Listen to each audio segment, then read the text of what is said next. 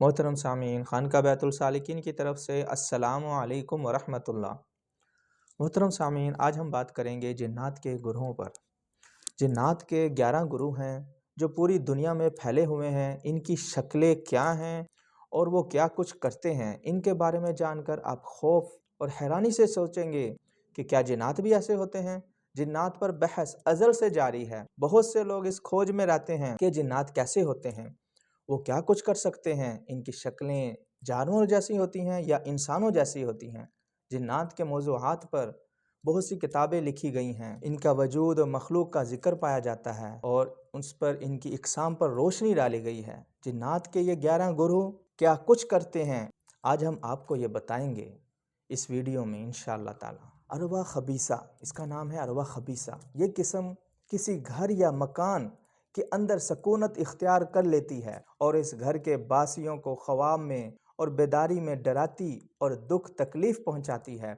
दुनिया के हर शहर में कोई ना कोई ऐसा घर और मकान ज़रूर होता है जिनमें ये आमिर जिन रिहाइश रखते हैं। ऐसे मकान और घर को आम तौर पर भारा और आसेब ज़्यादा कहते हैं। ऐसे मकानात और घरों में इस गुरु के जिन्नात मुख्तलिफ हरकतें करते हैं। बाज़ औक़ात घर के रहने वालों पर ईंटें और पत्थर फेंकते हैं, बाज़ जगह पखाना और गंदगी फेंकते हैं। कई घरों के दरीचे और अलमारियों से चीज़ें नीचे गिराते हैं और तोड़ते फोड़ते रहते हैं।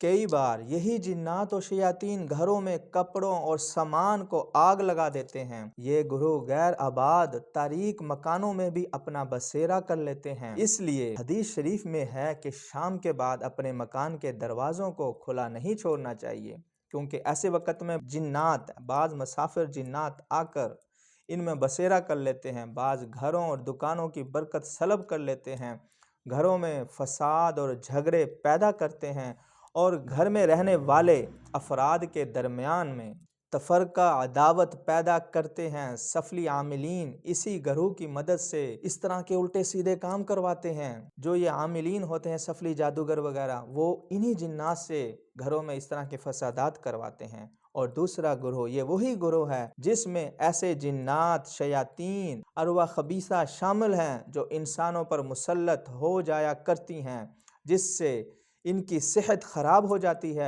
और सख्त लाइलाज इमराज में मुबतला हो जाते हैं। जो हुक्मा और डॉक्टरों के इलाज से भी ठीक नहीं होते, उनके जितने भी इलाज करवाए जाएं, टेस्ट वगैरह करवाए जाते हैं, उनकी बीमारियां नहीं आती हैं।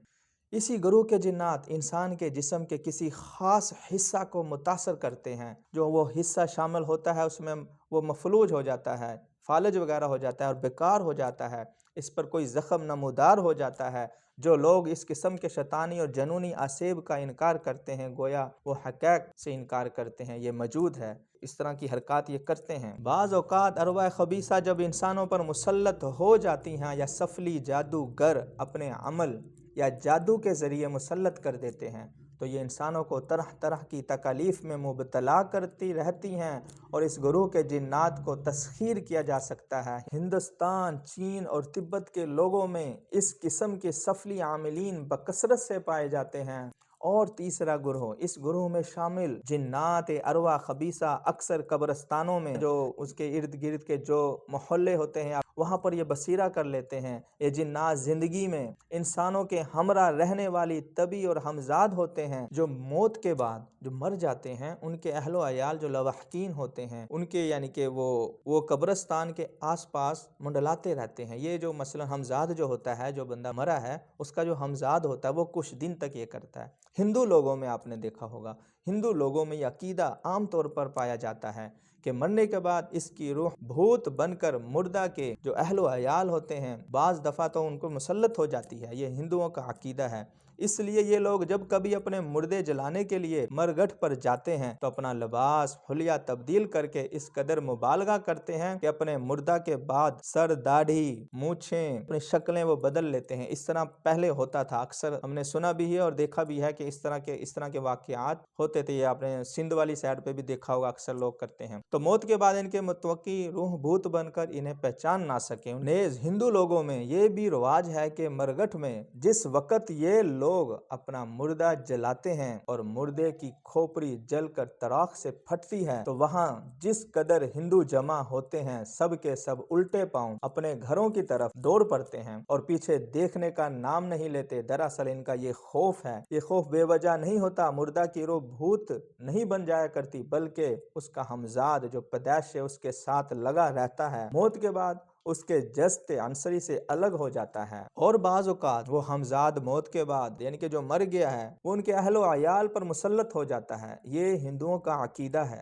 چوتھا گروہ شیاطین اور جنوں کے یہ گروہ بوچڑ خانوں اور مذبح گاہوں کے آس پاس منڈلاتا رہتا ہے اور جانوروں کے خون اور ہڈیوں وغیرہ سے اپنی غذا حاصل کرتا ہے۔ حدیث شریف میں آتا ہے، حضرت رسول پاک صلی اللہ علیہ وآلہ وسلم نے گوبر، ہڈی، کوئلے سے استنجا کرنے سے اپنے اصحاب کو منع فرمایا ہے اور فرمایا کہ یہ چیزیں جنات کی خوراک ہیں، اگر ان سے استنجا کیا جائے گا تو پھر وہ جنات کی خوراک کے قابل نہیں رہتی۔ دراصل یہ بات ہے کہ جنات ہڈی، گوبر، کوئلے کو جو کوئلہ وغیرہ ہوتا ہے اس سے فاسفورس اور کاربن قسم کی جو گیس وغیرہ، انرجی وغیرہ خارج ہوتی ہے وہ اسے حاصل کرتے ہیں۔ اس لیے بوچڑ خانوں اور مذبح گاہوں کے پاس اس قسم کے جنات اپنی مخصوص خوراک حاصل کرنے کے لیے آتے ہیں اور بعض اوقات انسانوں کو تنگ کرتے ہیں۔ اور پانچواں گروہ جنات کا یہ گروہ پرندوں کی طرح ہوا میں چکر لگاتا رہتا ہے۔ اسی گروہ کے جنات حضرت سلیمان علیہ السلام کے تخت کو اٹھائے رہتے تھے۔ اس قسم کے جنات کو اگر تسخیر کر لیا جائے تو یہ اپنے عامل کو مختلف ممالک کی سیر کراتے ہیں۔ اس گروہ کے جنات کا عامل ہوا میں اڑ سکتا ہے۔ تبت کے علاقہ میں اس قسم کے عامل پائے جاتے ہیں جو ہوا میں اڑتے ہیں۔ چھٹا گروہ جنات و شیاطین کا چھٹا گروہ اصل ناری قسم کا ہوتا ہے، اور اس گروہ کے جن شیاطین کسی شخص پر مسلط ہو جائیں تو مریض انگارے کھاتا ہے، شعلے نگلتا ہے۔ ان جنات کے عامل آگ میں گھس جاتے ہیں اور آگ سے کھیلتے ہیں اور صحیح سلامت نکلتے ہیں۔ ایسا ہی ایک عامل میرا واقف تھا جو بانسری بجاتا ہوا آگ میں گھس جاتا تھا۔ میں نے چند ایسے عاملین کو دیکھا ہے جو آگ سے کھیلتے تھے، لوہے کی چھری چاقو آگ سے سرخ کر کے زبان پر لگاتے تھے۔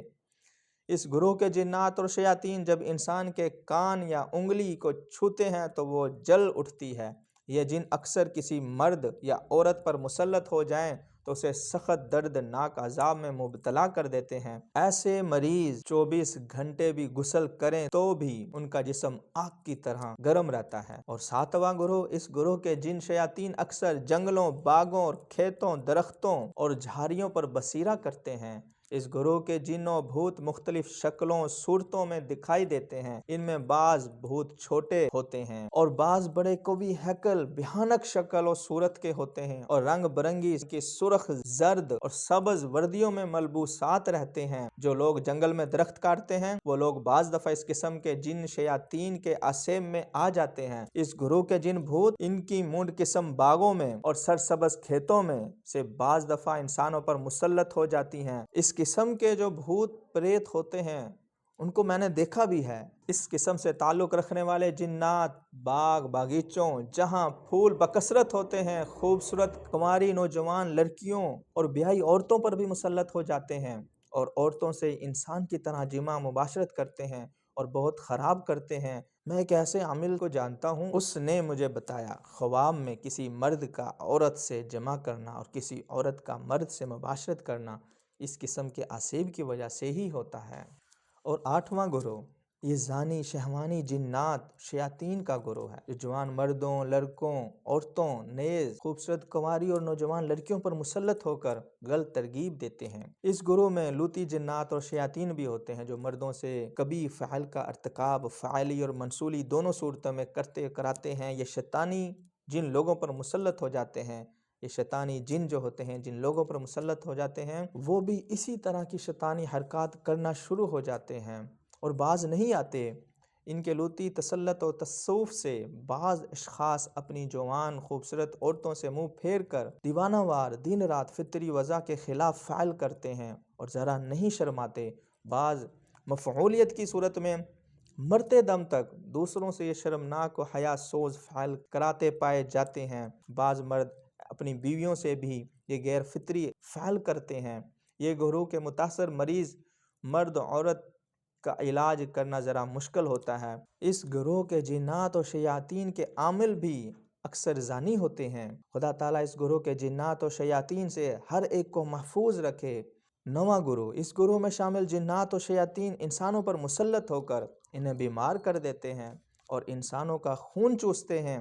یہی ظلم و حیوانات پر بھی مسلط ہو جایا کرتے ہیں۔ اکثر دودھ دینے والی گائیں اور بھینسیں اور بکریاں، بھیڑوں پر اس کا تسلط ہو جاتا ہے۔ اس قسم کے جن شیاطین کے عامل بھی اکثر لوگوں کے مال مویشیوں پر انہیں مسلط کر دیتے ہیں اور جانوروں کے بچے مرنے شروع ہو جاتے ہیں۔ جانوروں کے دودھ اور مکھن میں کمی پیشی ہو جاتی ہے اور جو یہ جن و شیاطین کا بڑا اثر ہوتا ہے اس میں۔ اور 10واں گروہ، اس گروہ میں شامل جن شیاطین بتوں اور مورتیوں میں گھس کر لوگوں میں بت پرستی، مشرکانہ جو انداز ہے، مشرکانہ رسم و رواج کا موجب بنتے ہیں۔ اس قسم کے جن شیاطین طرح طرح کے مکر و فریب سے اپنے پجاریوں کو اپنی پرستش میں پھنسلاتے ہیں اور پھنسائے رکھتے ہیں۔ جب کبھی ان کے پجاری ان کو چوکی بھرنے یا سلام و سجدے کے روزانہ فرائض ادا کرنے میں کوتاہی کرتے ہیں تو یہ جن جو ہوتے ہیں ان کو پھر تنگ کرتے ہیں، ان سے نذرانہ مانگتے ہیں۔ یہ ان کے جس طریقے سے یہ ہوتا ہے دودھ وغیرہ کم ہو جانا، اور یہ بعض روایت پرانے زمانوں میں آتا تھا، ان کے مسئلے مسائل چل رہے ہوتے تھے کہ ہمارا دودھ کم ہو گیا، یہ سب جو ہیں یہ جنات اس طرح کے جو ہوتے ہیں وہ کرواتے ہیں۔ یہ گروہ شیطان جنات والا جو یہ گروہ ہے، یہ اپنے جو اس کے عامل ہوتے ہیں ان کے پاس خبریں لاتے ہیں، اپنے عاملوں کے دم، تعویذ، گنڈے، جھاڑ پھونک، جادو ٹونا وغیرہ جو بھی ہوتا ہے اس میں مدد کرتے ہیں، اور یوں ان کے قدم با قدم ان کے سفلی عامل اور کالے علم کی دکان کو گرم رکھتے ہیں۔ اس قسم کے سفلی عامل اپنے خبیث موکلوں کی طرح پلید رہتے ہیں اور طب ارواح سے پاک تو انہوں نے رہنا ہی نہیں ہوتا، نا پاک تو رہتے ہی نہیں، بچتے ہیں، اور بچنے کے لیے خاطر اپنے ارد گرد گوبر گندگی کے حصار کرتے ہیں۔ اس قسم کے جن شیاطین ارواح خبیثہ کے عاملین کے نمونے اگر دیکھنے ہوں تو ہندوؤں کے کمبھ کے میلے میں اگر آپ کو موقع ملے تو آپ دیکھیں، وہاں یہ میلے کچیلے گندے سادھوؤں کو جا کر دیکھو۔ یہ سادھو ہوتے ہیں جو ہزاروں کے تعداد میں اس میلے میں شامل ہوتے ہیں۔ وہاں الف ننگے اور گندے غلیظ لوگوں کا ایک لمبا جلوس نکلتا ہے، اور ہندو مرد و عورتیں لاکھوں کی تعداد میں دو درفہ قطار باندھ کر ان کے درشن کے لیے بڑے ادب و احترام سے کھڑے ہوتے ہیں، اور سب ان کے آگے ہاتھ جوڑے ٹنڈوت بھرت اور زمین پر اوندھے اور دھورے ہو کر آتے ہیں۔ ان میں جو سادھو بہت ڈراؤنی اور خوفناک صورت والا اور بہت ہی میلا کچیلا گندا غلیظ ہوتا ہے، وہی لانتی بڑا گیانی سمجھا جاتا ہے۔ محترم سامعین، یہ کچھ اقسام میں نے آپ کو جنات کی اور شیاطین کی آپ کے سامنے رکھی ہیں، تو یہ حرکات انسانوں سے یہ کرواتے ہیں، یہ ہوتی ہیں، تو الحمدللہ ثم الحمدللہ ہم مسلمان کا عقیدہ ہے اور ہمارا یہ یقین ہے اللہ تعالیٰ کے فضل اور کرم سے اور اللہ تعالیٰ کے حکم سے جب تک اللہ تعالیٰ کا حکم نہ ہو کچھ بھی نہیں ہوتا ہے۔ اللہ تعالیٰ نے ہمیں ان شیاطین اور غلیظ قسم کے جو جنات ہوتے ہیں ان سے بچنے کے لیے قرآن پاک میں صورتیں نازل فرمائی ہیں، سورۃ الاخلاص، سورۃ الفلق، سورۃ الناس، سورۃ الناس۔ اس کا صبح شام ورد کریں تو انشاءاللہ تعالیٰ اس طرح کے خبیث جنات اس شخص کے پاس بھی نہیں بھٹکتے، اور اللہ تعالیٰ حفاظت فرماتے ہیں۔ فی امان اللہ۔ السلام علیکم ورحمۃ اللہ۔